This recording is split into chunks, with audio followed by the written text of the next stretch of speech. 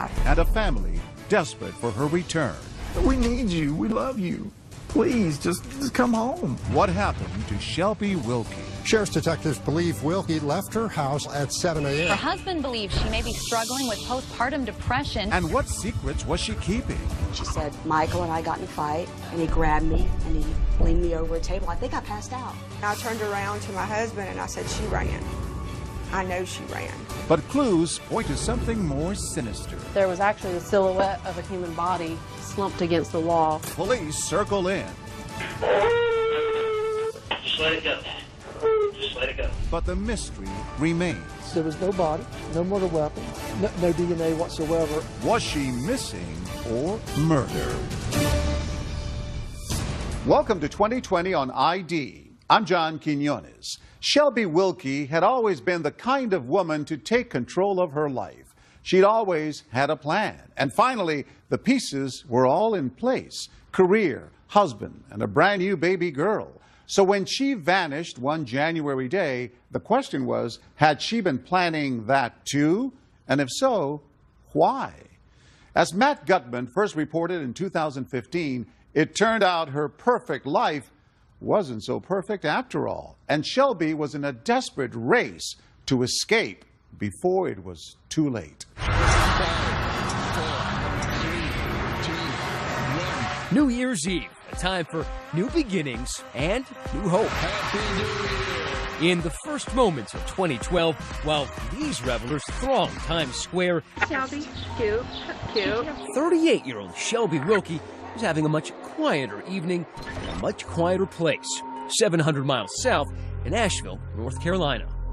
All of New Year's and into the evening was wonderful. We were together and we were happy, and it just was a great time.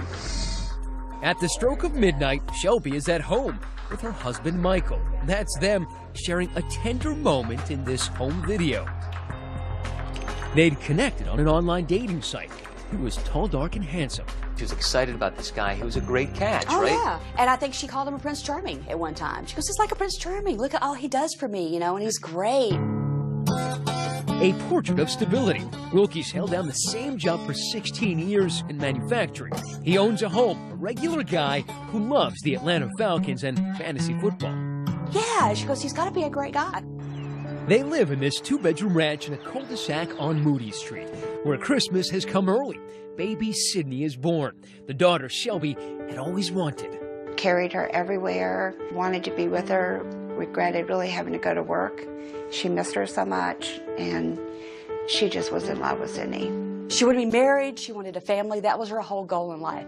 Shelby has met that goal and surpassed it. While building a family, she is also building a career. Asheville's Mix. Today's best variety. Mix 96.5. As a business manager at 96.5 Asheville Radio Group. Good morning. It's Tammy and Dax with you. What was she like as a business manager? She was very professional. She could be stern. She didn't take slack from anybody. She was a very strong person.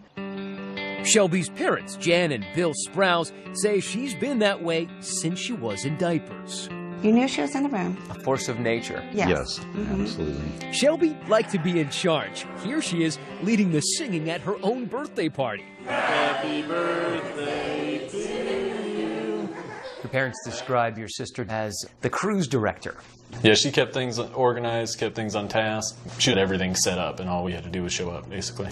Here's Thomas now. New Year's Day is a Sunday, and the Oregon Ducks are playing the Wisconsin Badgers in the Rose Bowl, while Jan Sprouse texts Shelby checking in on her daughter and the new baby. I texted her and said, "Are you okay?" And a text came back, "Yes." It is the last time they will ever hear from her. Sunday and Monday, I was just calling, and I got into a panic of, why she wouldn't pick up. And it's just not like her, because I hear from her all the time. The swelling anxiety turns the minutes into hours. I couldn't get through to her cell phone anymore because it had been turned off. I had a very, very bad instinct that something had happened to Shelby. One of my coworkers walks into an office and she says, Shelby's missing. I'm like, stop kidding around. She's not missing. She goes, no, really. Her mom's been trying to get a hold of her and she says she can't reach her. Well, that's bizarre. Monday evening, still no word from Shelby. So Shelby's father and brother head over to the house on Moody Street to see what's up. I asked Michael if he knew where Shelby was because we haven't heard from her all day, which is strange. But the day started normally, says Michael, who told them she drove to work that morning in her 2012 Ford Escape. So he picked up his cell phone and called her work saying, "Yeah, I'm right here with Bill. He's in the driveway looking for you." "Hey, honey, it's me. I'm standing in the yard with Bill, and people's trying to get hold of you, and you're not returning any calls and stuff. Just call somebody back and let somebody know something. Okay? I love you, honey." Actually, he left a series of messages himself on her office voicemail. "Hey, honey, it's me. I can't wait to see you later. Love you, babe. Bye. Hey, honey, it's me. I was just calling to see how your day was going. I hadn't heard from you." He also called his buddy, Mark McMinn.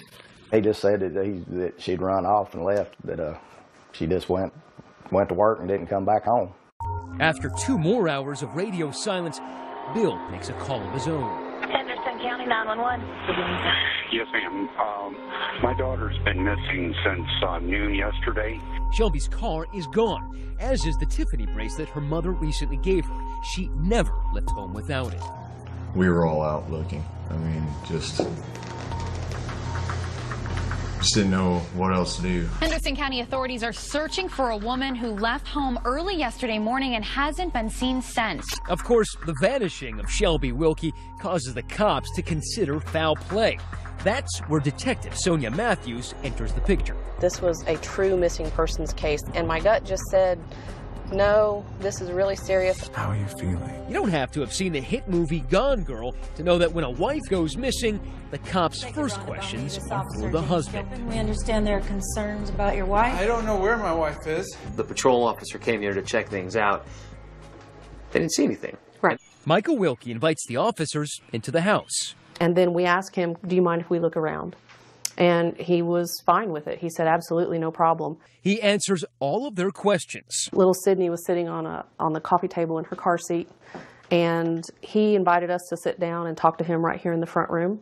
I remember he took little Sydney out and was holding her. Behavior in keeping with his reputation as a down-to-earth mountain man. He didn't drink, he didn't smoke, he didn't swear. A good old country boy.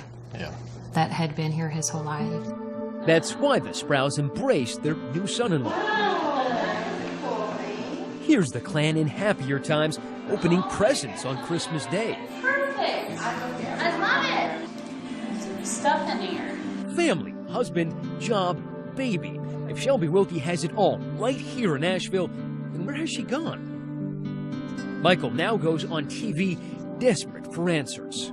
Just like in Gone Girl, he's the Ben Affleck pleading for his Rosamund Pike to come home.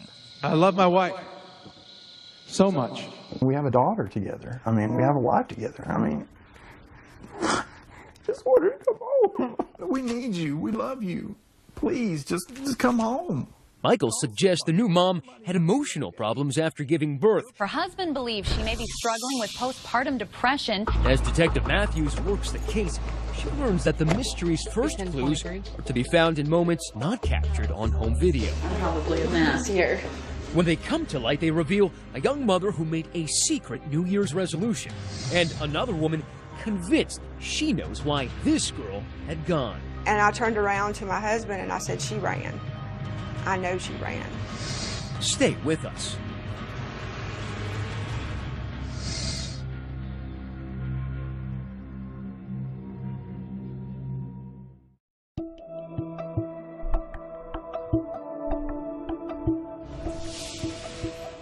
Asheville, North Carolina, where rolling emerald pastures give way to the foothills of the Blue Ridge Mountains. It's consistently voted one of the best and happiest places to live in America. But for Shelby Wilkie's family, it has become a wasteland of work. Well, they want some answers regarding where Shelby Wilkie was headed. Sheriff's detectives believe Wilkie left her house at 7 a.m.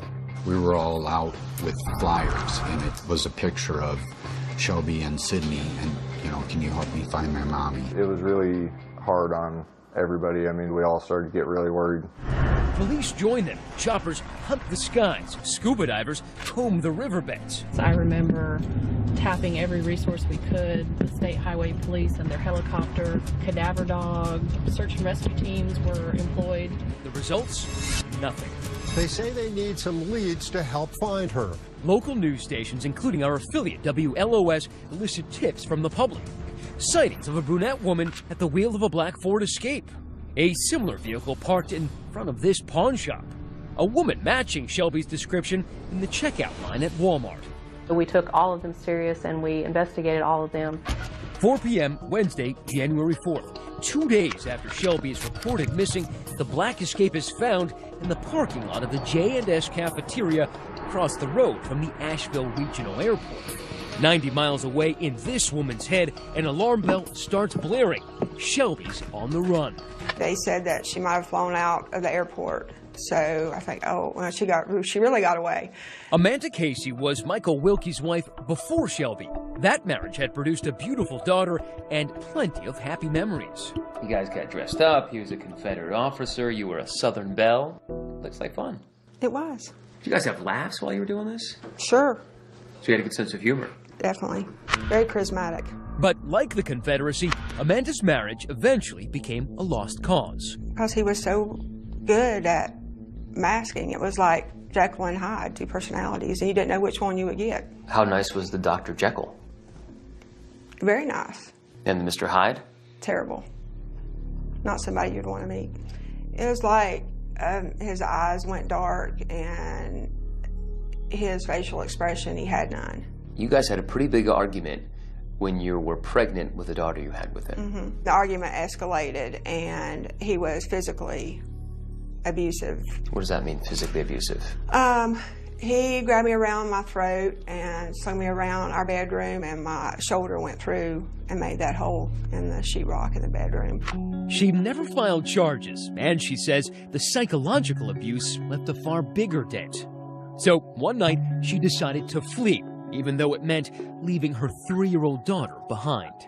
The only way that you thought you could actually get away was if you didn't take your daughter. That must have been a gut-wrenching decision. I had determined that I would let the court system take care of that and get her back that way. Years later, Amanda learned that Michael was with Shelby. Did you wonder if she knew what you knew about this dark side? I had hoped, I always try to think positive, and I had hoped that things had changed. The wife had changed, but the husband, unfortunately, well, he was pretty much the same. Though Michael had presented himself as a gentle dog lover on his online dating profile, Shelby's parents say his behavior told a different story.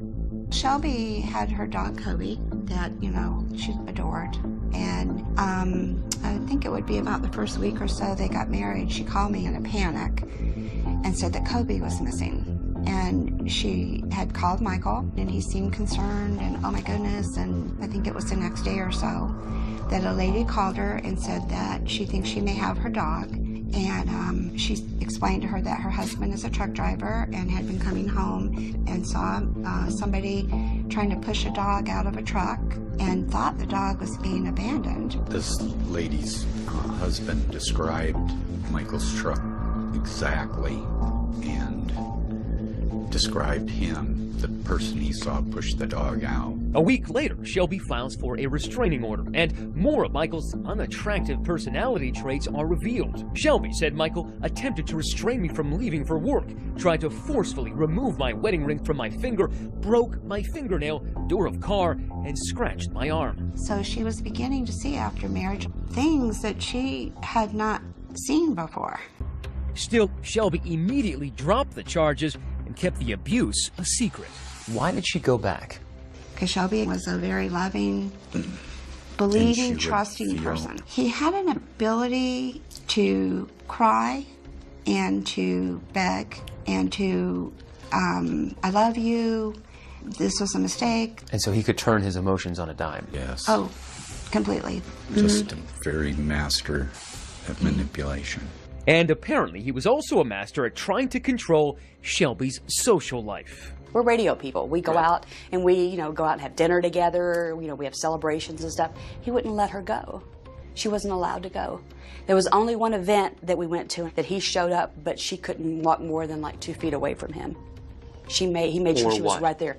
He would pull her back. It's like, really? But she didn't want to fight. She didn't want an argument. So she listened to him. The mood on Moody Street was growing grimmer by the day. The Wilkie home was becoming Shelby's two-bedroom hell. They fought about what everybody fights about: money. He wanted to split the check with her when they went out to dinner as a married couple. She had to pay half of his house payment, half of the utility bills. But Shelby hid the worst from her parents. I think she was afraid if she told her dad and her brothers everything, they would have tracked him down, hunted him down. Yeah. And she didn't want anything bad to happen to Michael, which is really sad because bad things should have happened to Michael. But there were some things no amount of cover-up could hide. And I said, where did you get the bruises on your neck? And she said, Michael and I got in a fight, and he grabbed me, and he leaned me over a table. I think I passed out. Why didn't you call somebody? She goes, well, you know, I'm okay. He didn't mean to. In truth, Shelby was far from okay. And 6 months into the marriage, she called the cops again.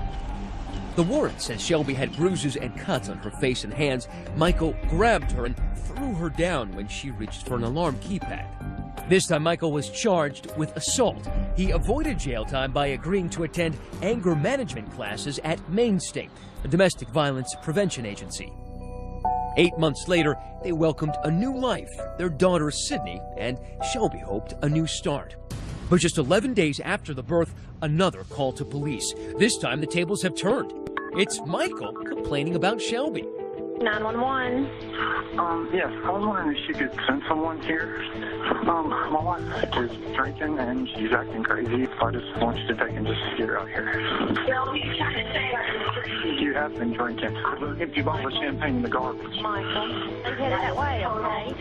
Yes, please hurry. Is this a sign of postpartum depression or just a fight? In any event, Shelby goes to attorney Greg Newman to draw up a separation agreement. The separation agreement as a legal tool in our state is very popular with people. It can avoid a lot of litigation costs and the stress of going through a court battle for many months. And so she wanted to avoid being adversarial with her husband at that time for fear of how he would react. There was a plan to move her to an undisclosed home, and they were going to do this around the first of the year. Shelby even rents this secret safe house and prepares to disappear when Michael is at work.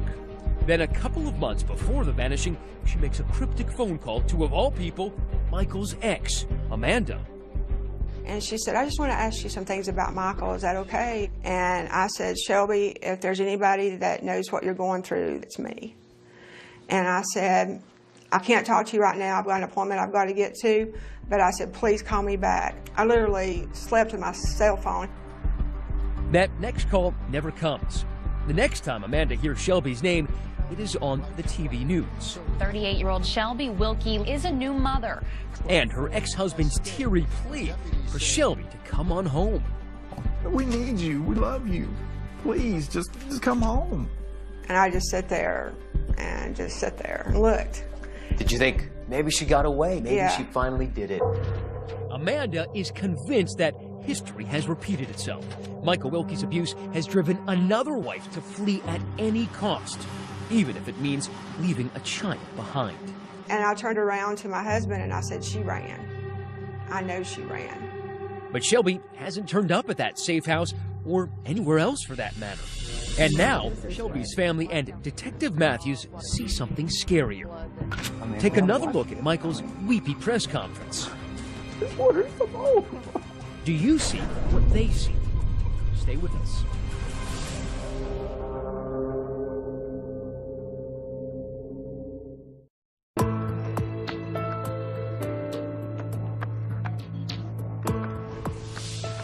"38-year-old wife and mother Shelby Wilkie has disappeared. So far, there have been a host of theories on why she might have left, but few real leads. That is, until detectives notice one small detail that'll focus this investigation on one person. Once again, here's Matt Gutman. In the Wilkie house on Moody Street, the dishes are unwashed, the laundry unfolded, and little baby Sydney is without her mother. Was this a postpartum meltdown? Or perhaps she ran to escape a miserable marriage? The discovery of her car at the local airport had some people suspecting as much, but Shelby's parents had been suspecting something much worse. I felt something was really wrong, and I went to Bill.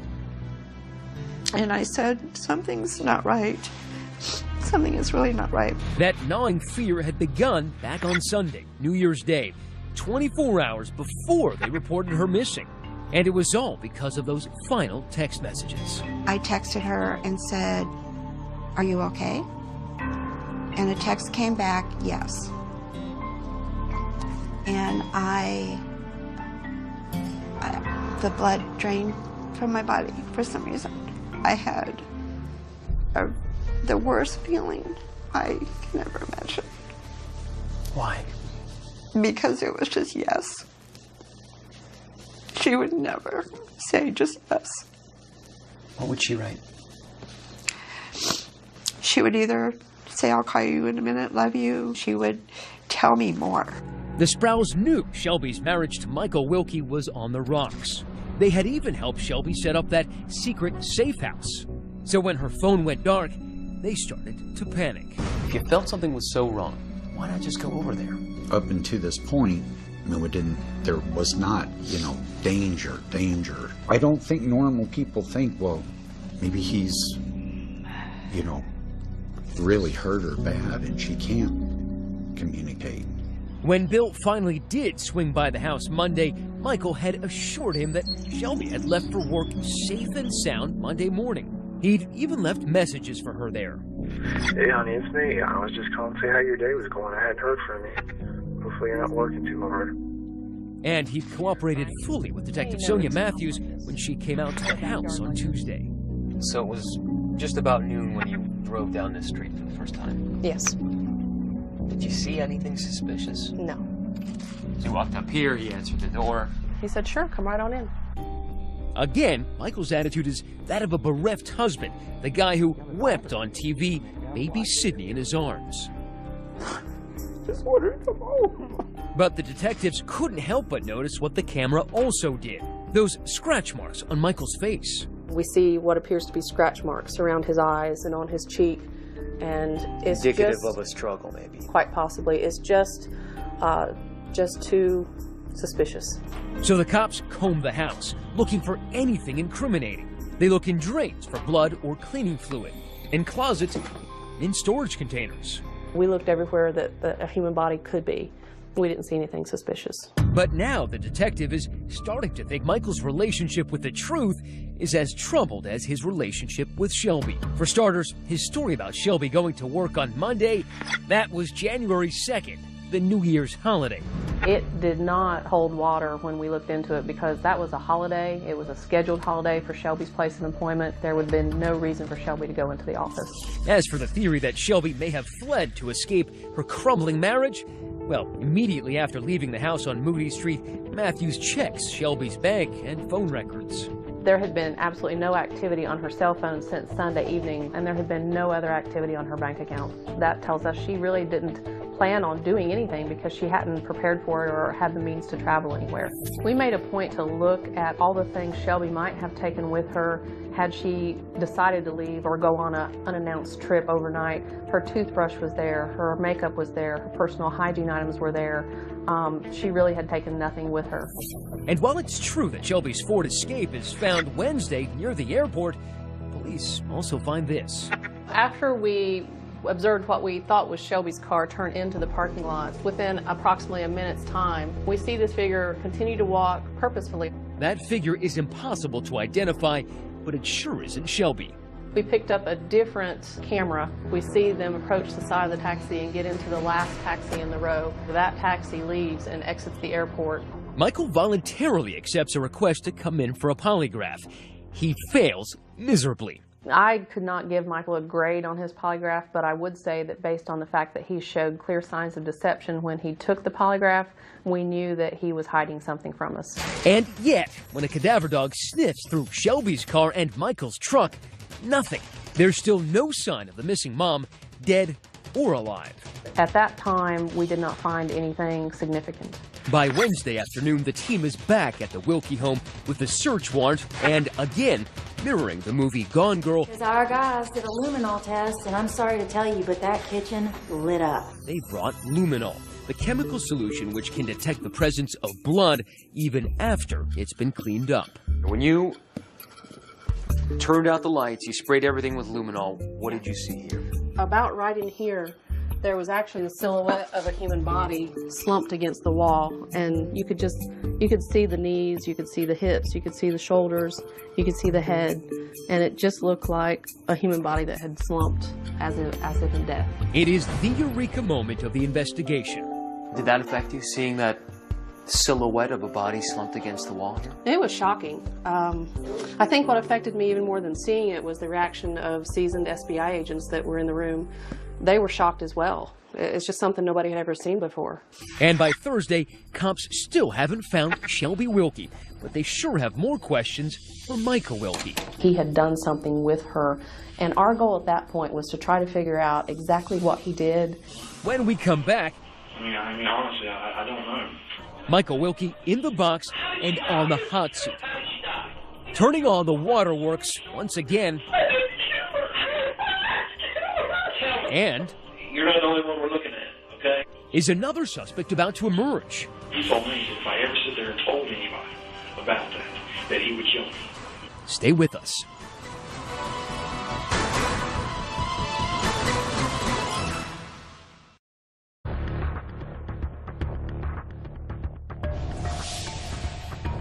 Three days of investigation, Shelby Wilkie is still missing. Detectives sure suspect Michael Wilkie murdered her, but there's no body, and they aren't ready to arrest him. So now comes the moment of truth. First of all, thanks for coming in and chatting with me. At 4:11 in the afternoon, Thursday, January 5th, Michael Wilkie volunteers to come into the Henderson County Sheriff's Office and submit to what will be about 6 hours of questioning from Sergeant Andrew Anderson. He's a master interrogator. He wanted to be there, it seemed like, and he was ready to talk. Up to now, Wilkie has been so cooperative. Maybe he really is innocent. Or is he just convinced he can talk his way out of the quicksand? Legal analyst Nancy Grace has studied the case. Michael Wilkie is painting himself into a corner with his own words, okay? Are you a baseball fan? I'm a Braves fan. Good, man, I'm a freak. The interrogation begins with some ice-breaking small talk. But I absolutely love the Atlanta Braves. I've been a baseball fan and a Braves fan all my life. I was creating a bond with him. I wanted him to feel comfortable enough to me to be able to tell the truth about what happened to his wife. Obviously, we need to find your wife. I know that. There's no doubt we need to find her. Detective Sonia Matthews is watching from down the hall as Anderson reveals to Wilkie the cops have pretty much eliminated the runaway theory. Her cell phone was ended on January 1st. What do you mean ended? There's no activity. There's been no activity with her 3 bank accounts that we know of. Found her car. Haven't found her. Doesn't look good. But he assures Wilkie he's not the only suspect. You're not the only one we're looking at, okay? And so Wilkie immediately offers up someone else. Trying to be mean or didn't tell her. Did you know about her mom's problem? No. Tell me about her mom. He thinks if he can just keep talking, he can outwit everybody. He starts pointing the finger at her own parents. He claims Jan had some legal trouble and that Bill demanded that he keep his mouth shut. He told me if I ever sit there and told anybody about that he would kill me. So her dad threatened you? Yeah. The parents admit there was some minor real estate problem a long time ago, but say it was absurd to suggest they threatened Michael. He's trying to pass the blame to someone else, and I let him do that. But Anderson returns the focus to Wilkie, zeroing in now on that key question everyone wanted answered.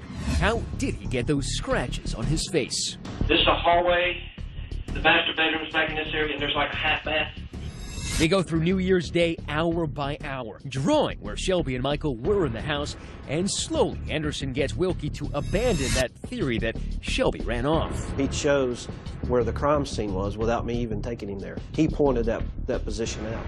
Well, it actually started in the kitchen. Wilkie begins describing an argument in that kitchen that moves to the bathroom and then to the bedroom. He admits to a physical altercation. He admitted to that. First, Wilkie says Shelby hit him. What did she do? I mean, you're showing me with your hands. Tell me what she did. Like she was trying to pull my eyes out. And that's how you got the scratches and the one on the side. But there's more. Anderson extracting the truth like sap from a North Carolina maple.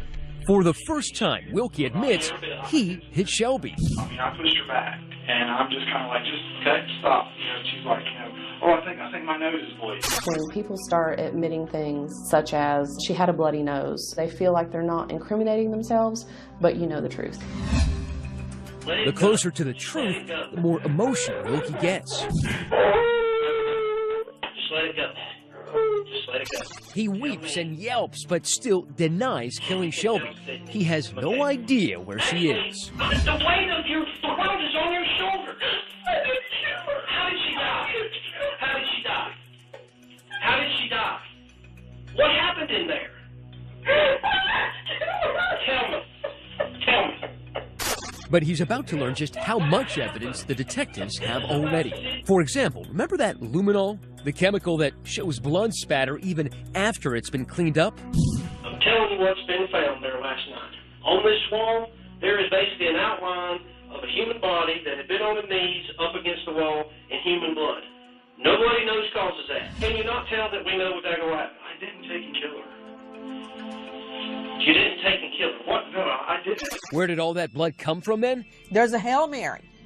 He says she committed suicide. Shaving razor, like, oh. She cut a straight razor. She cut her wrist. My wife had a pastor here. She got her out. She was like this. This is all strictly a show. The reason she said, but I didn't kill her. So why didn't he call 911? Why didn't he try to help Shelby? His story isn't adding up, especially in light of this Molotov cocktail of the revelation. So you guys came out here, and one of the officers noticed this big black patch right in there. Right. The cops have discovered that Wilkie set a large bonfire in his backyard. Right about where that bird feeder's at is where they saw this perfect rectangle that had been burned in the yard. About the size of a human body. It really raised our suspicions immediately when we saw it. But they still don't know where Wilkie disposed of the ashes from that fire. Basically over there, you notice something that makes you stop and think for a second. Correct. But now, 5 p.m. that afternoon, just a few miles from where Wilkie is answering questions at the sheriff's office, the investigation now leads to his parents' house, where Detective Scott Galloway is walking up a winding gravel drive in the Blue Ridge foothills, searching for the remains of Wilkie's bonfire. He's texting Detective Anderson every step of the way, particularly what he sees as he turns the corner. When we come on down the driveway here, we see what appears to us as fresh tire tracks cutting down the field. The lone tire tracks lead detectives to a 55-gallon barrel in the woods. Inside the barrel? Some of them were dumped out. Correct. Ashes, some small fragments of bone. Suspicious, to say the least, but the fire has burned off all DNA traces. There's no way to identify whose bones these were. Let me tell you what's happened when I've been gone. Back in the interrogation room, Detective Anderson reveals what's been found. But instead of a confession, the mountain man spins his tallest tale. He says he granted his beloved wife her final wish. It's hard to hear, but even harder to believe. He says he cremated her body after the suicide, then cleaned up to preserve her memory. How is she in the burning barrel? Tell me. The barrel is just whatever things didn't take and burn. Okay, that is wrong on so many levels, I hardly even know where to start. Stand up. His Oscar-worthy performance is rewarded with twin bracelets. What says? Charging you with one count of murder. 9 p.m. Thursday night, 4 days after his wife Shelby vanishes, Michael Wilkie is arrested and cuffed. But this case is no layup. There was no body. We had, no murder weapon. We really don't know how the homicide occurred. What would a jury make of all this at trial? Is that why Michael Wilkie is smiling, even giving the thumbs up after the verdict? Stay with us.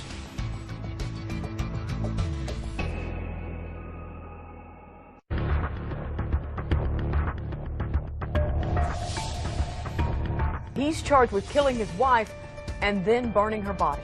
Investigators aren't saying exactly what they think happened. The arrest of Michael Wilkie for the gruesome murder of his wife, Shelby, a new mother, was a stunner to his friends. It was a shock. It was a total surprise to me. And anguish for her family. It kind of confirmed our worst fears, and we were all devastated. But if the arrest came quickly, the trial did not. 3 years passed before Michael Wilkie's day in court arrived in January 2015. The trial of a man accused of killing his wife in Henderson County started today. Greg Newman prosecuted the case. Have you ever seen a case like this? I have not. As fate would have it, Newman had played a previous role in this story. Remember back when she was hatching her plan to ditch Michael and escape to that safe house? He was the divorce lawyer she had gone to see about drawing up papers. She actually came to you just a few days before she was killed. This was a lady that clearly needed help. Despite an avalanche of circumstantial evidence, the prosecution lacked concrete proof. There was no body, no murder weapon, no DNA whatsoever. Remember, Michael never confessed to the murder, and those ashes and bones found on his parents' property were never identified as Shelby's remains. But then, Newman presented Shelby's parents with a discovery that changed everything.